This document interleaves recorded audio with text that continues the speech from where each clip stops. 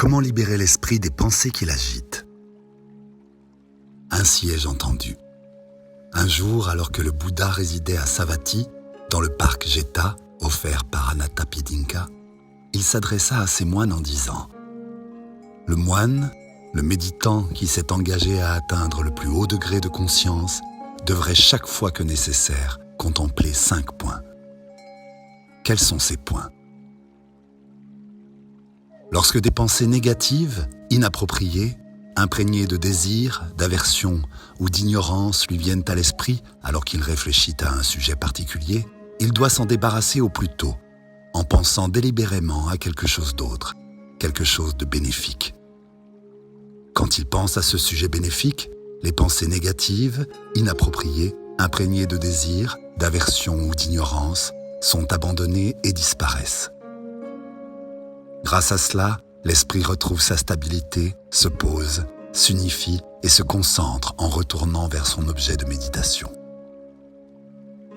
De même qu'un habile charpentier ou son apprenti est capable, en tapant fort, de retirer une grosse cheville au moyen d'une autre plus petite, si des pensées imprégnées de désir, d'aversion ou d'ignorance viennent au méditant pendant qu'il réfléchit à un sujet particulier, il doit les éliminer en pensant délibérément à quelque chose d'autre, quelque chose de bénéfique.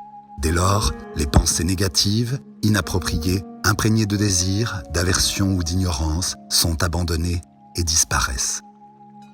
Grâce à cela, l'esprit retrouve sa stabilité, se pose, s'unifie et se concentre en retournant vers son objet de méditation.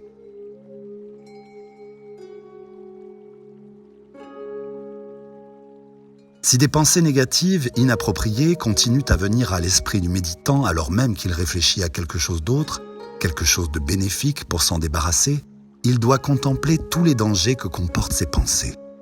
Vraiment, ces pensées que j'ai sont inappropriées, répréhensibles et porteuses de souffrance. Dès lors, les pensées négatives, inappropriées, imprégnées de désir, d'aversion ou d'ignorance, sont abandonnées et disparaissent. Grâce à cela, l'esprit retrouve sa stabilité, se pose, s'unifie et se concentre en retournant vers son objet de méditation. De même qu'une jeune personne bien habillée serait horrifiée, humiliée et dégoûtée de voir autour de son cou la carcasse d'un serpent, d'un chien ou d'un humain, le méditant qui continue à avoir des pensées inappropriées malgré ses réflexions sur des thèmes bénéfiques doit réfléchir au danger des pensées inappropriées de cette manière. Vraiment, ces pensées que j'ai sont inappropriées, répréhensibles et porteuses de souffrance. Dès lors, les pensées négatives, inappropriées, sont abandonnées et disparaissent. Grâce à cela, l'esprit retrouve sa stabilité, se pose, s'unifie et se concentre en retournant vers son objet de méditation.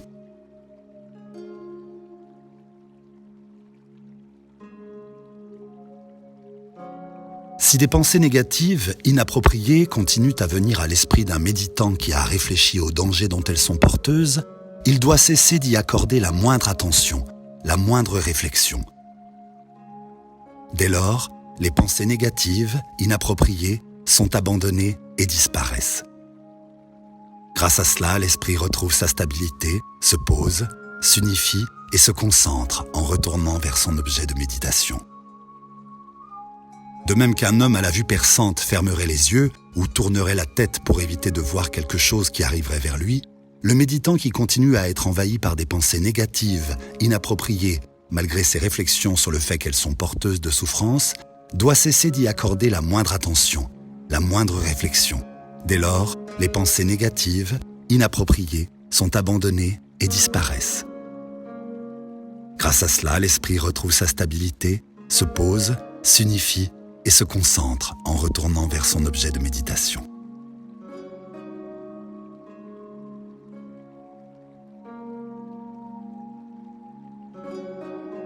Si des pensées négatives, inappropriées, continuent à venir à l'esprit d'un méditant bien qu'il ait cessé de leur accorder la moindre attention, la moindre réflexion, il doit faire en sorte d'éliminer la racine même de ces pensées. Dès lors, les pensées négatives, inappropriées, sont abandonnées et disparaissent. Grâce à cela, l'esprit retrouve sa stabilité, se pose, s'unifie et se concentre en retournant vers son objet de méditation. De même qu'une personne qui prend conscience qu'elle marche vite se dit « Pourquoi marcher vite ?» et elle marche plus doucement. Prenant conscience qu'elle marche doucement se dit « Pourquoi ne pas juste rester debout ?» et elle reste debout. Prenant conscience qu'elle est debout se dit « Pourquoi ne pas m'asseoir ?» et elle s'assoit. Prenant conscience qu'elle est assise se dit « Pourquoi ne pas m'allonger ?» et abandonne ainsi une posture peu calme pour une autre plus calme. Le méditant qui a encore des pensées négatives inappropriées alors qu'il a cessé de leur accorder la moindre attention, la moindre réflexion, doit faire en sorte d'éliminer la racine même de ses pensées. Dès lors, les pensées négatives, inappropriées, sont abandonnées et disparaissent. Grâce à cela, l'esprit retrouve sa stabilité, se pose, s'unifie et se concentre en retournant vers son objet de méditation.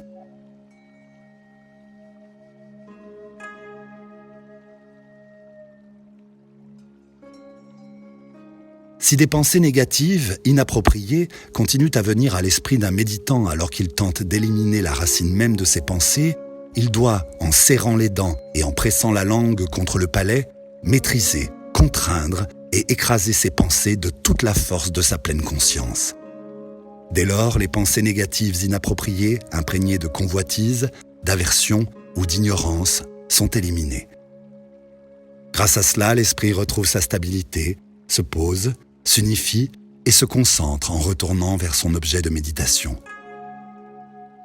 De même qu'un homme fort, saisissant un homme plus faible par la tête, par le cou ou par les épaules, le maîtriserait, le contraindrait et l'écraserait, le méditant qui a des pensées négatives inappropriées alors même qu'il tente d'éliminer la racine de ses pensées, doit maîtriser, contraindre et écraser ses pensées de toute la force de sa pleine conscience. Dès lors, les pensées négatives inappropriées, imprégnées de convoitise, d'aversion ou d'ignorance sont éliminées. Grâce à cela, l'esprit retrouve sa stabilité, se pose, s'unifie et se concentre en retournant vers son objet de méditation. Moine.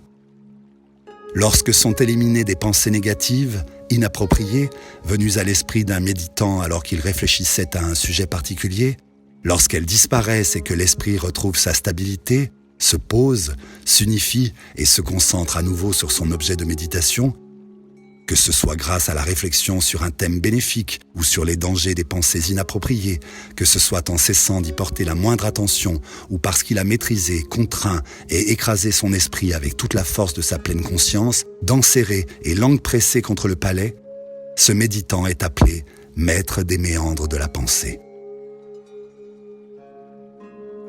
Il a uniquement les pensées qu'il souhaite avoir et n'a jamais de pensées qu'il ne veut pas avoir. Il a coupé la racine de la convoitise. Il s'est libéré des entraves et grâce à la parfaite pénétration de l'illusion du moi, il a mis fin à la souffrance.